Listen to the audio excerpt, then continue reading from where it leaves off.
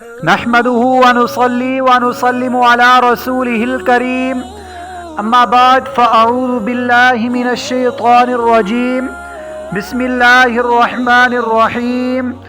جانڈلو T V channel کے دیکھنے والے سب احباب، امید کرتا ہوں آپ سب خیر و عافیت سے ہوں گے۔ اللہ پاک آپ کو دونوں جہانوں کی بھلائیاں عطا فرمائے۔ سامعین عزیز وقار، آج انشاءاللہ عز و جل ہم سنیں گے کہ جنت میں کون جائے گا۔ پیارے اور محترم بھائیوں، اسی طرح حضور پر نور شافع یوم النشور صلی اللہ تعالی علیہ وآلہ وسلم نے فرمایا، جو شخص اللہ اور اس کے رسول صلی اللہ تعالی علیہ وآلہ وسلم پر ایمان لائے اور نماز قائم کرے اور روزے بھی رکھے تو اللہ تبارک و تعالی کے ذمہ ہے کہ اسے جنت میں داخل کر دے۔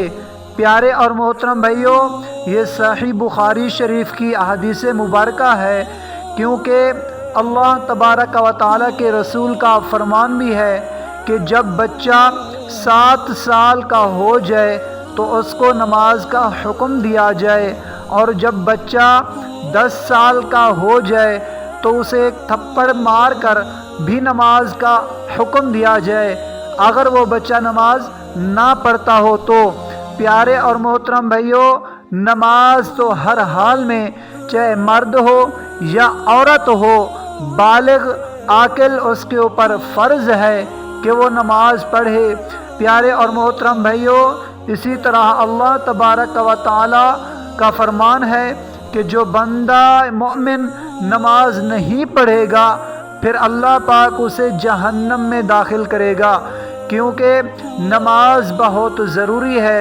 قبر میں اور میدان محشر میں سب سے پہلے حساب ہوگا تو نماز کا ہوگا۔ نماز درست ہوگی تو آگے کے سب منازل آسان ہوں گی۔ پیارے اور محترم بھائیوں، دیکھنا آپ نے یہ ہے کہ جنت میں کون جائے گا۔ جنت میں وہی جائے گا جو اللہ اور اس کے رسول صلی اللہ تعالی علیہ وآلہ وسلم پر ایمان لائے گا، نماز اور روزے رکھے گا۔ اسی طرح اللہ تبارک و تعالی کے ذمہ ہے کہ اسے جنت میں داخل کر دے۔